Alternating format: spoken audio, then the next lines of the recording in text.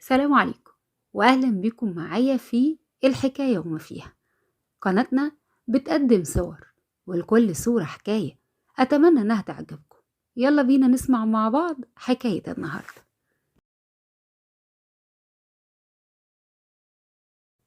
إيه رأيكم النهاردة هنحكي بعض المواقف الطريفة للفتوة عزيزة الفحلة زمان.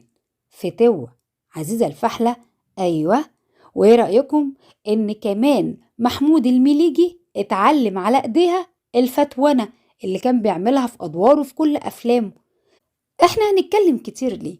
تعالوا مع بعض نعرف مين هي عزيزة الفحلة، ونعرف كده موقفين من الطرائف بتاعتها الجميلة دي.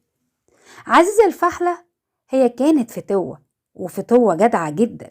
في مرة وهي واقفة شافت الأتراك زمان كل ما يعدي عليهم واحد مصري يقوموا ضاربينه، وهم بيضربوه وقايلين فلاح خرسيس. الموضوع ده خلاها غضبت قوي، فهجمت عليهم وضربتهم. هي كانت مشهورة بالضرب بالروسية، وكمان كان معاها دايما عصاية مدببة وفي آخرها مسامير. بعد المشكلة دي وصلت المشكلة للقاضي، فرحت له عزيزة الفحلة، وهي داخلة لقت القاضي متعصب قوي، فقال لها مش عايزة أشوف وشك تاني هنا يا عزيزة. فخرجت عزيزة وقالت له خلاص تمام. المرة بقى اللي بعدها برضو اتخانقت مع الأتراك، وبرضو دخلت للقاضي.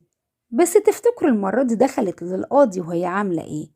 دخلت بظهرها. فقال لها هنا القاضي داخلة بظهرك ليه يا عزيزة؟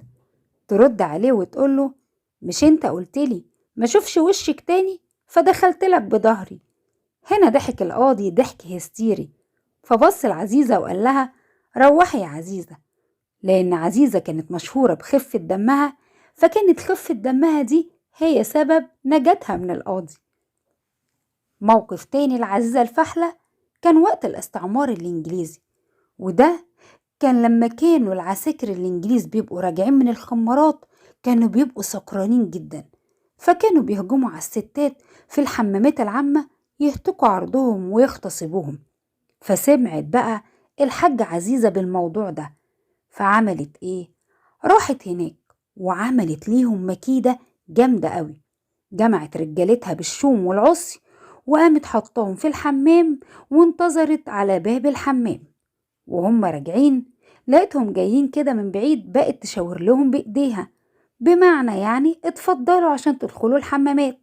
فرحوا ساعتها قوي واعتقدوا ان الست ديت مجهزة لهم جوه مجموعة ستات بقى عشان يقضوا الليلة مع بعض ويفرحوا. وطبعا أول ما دخلوا خدوا العلقة التمام، وكان يومهم مش معدي. زي ما قلت لكم قبل كده ان محمود المليجي هو اللي اتعلم اصول الفتونة من عزيزة الفحل. ايوه، محمود المليجي اتربى في المكان اللي كانت موجودة فيها عزيزة الفحلة، وطبعا اتأثر بشخصيتها لانه كان شديد الاعجاب بيها جدا، واتعلم منها اصول الفتونة. ودي كان سر شخصيته اللي بنشوفها في الافلام اللي بيقدمها. وكانت كمان بتدرب شباب المنطقة على رفع الأثقال.